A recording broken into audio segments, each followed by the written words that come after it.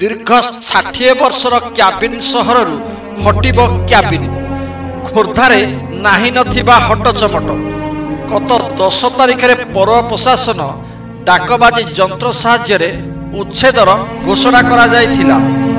NSS धारा 136 लागू करी उच्छेद लगी जिलापाल पौर निर्वाह अधिकारी तहसीलदार एग्जीक्यूटिव मजिस्ट्रेट आसी पहुंची भंगा जिबा स्थान रे ता सहित टीआरपी और व्यूअर्स बढ़ाया मीडिया भाई माने सेमानकर कैमरा धरी एकजुट हो जाइथिले।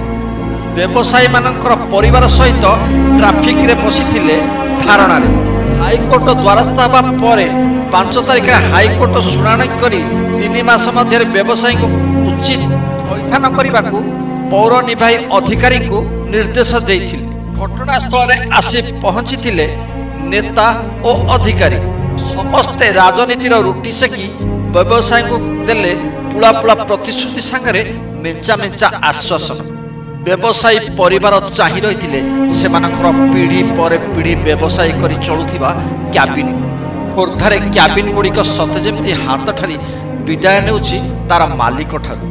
हे मालिक मो जीवन समय सरी सरी आसुछि आउ किछि समय परे मो तोरी आखि आगे भांगी खंड खंड होइछि।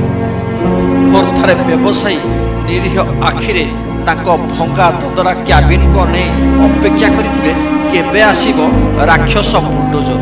किए बुझिबो से व्यवसायी को परिवार को भावना और पेट कथा। डीएलसी थारे नुआ भेंडिंग जोन सेमानक व्यवसायर सूत्र बताई देबो।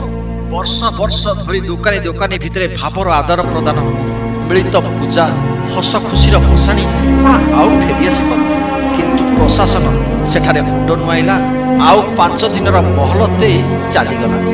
युग बदली परिवेश बदली व्यवस्था और अवस्था किंतु निरीह व्यवसायी कौन तार प्रिय क्याबिन को छाड़िबा को राजी अछि। खोर्धारू आंदोलन ओडिशा ब्यूरो रिपोर्ट।